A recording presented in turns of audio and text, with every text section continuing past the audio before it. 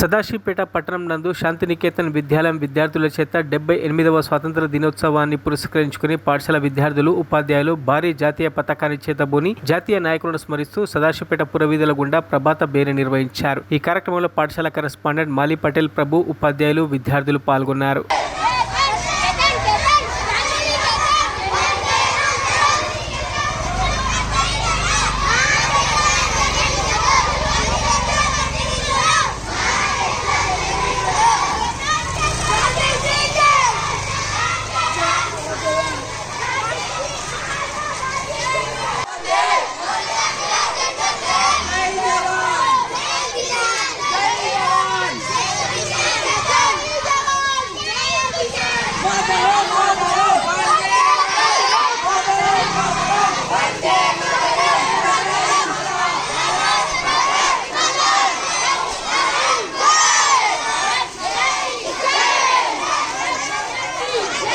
మరిన్ని అప్డేట్స్ కోసం మా ఛానల్ని సబ్స్క్రైబ్ చేయండి.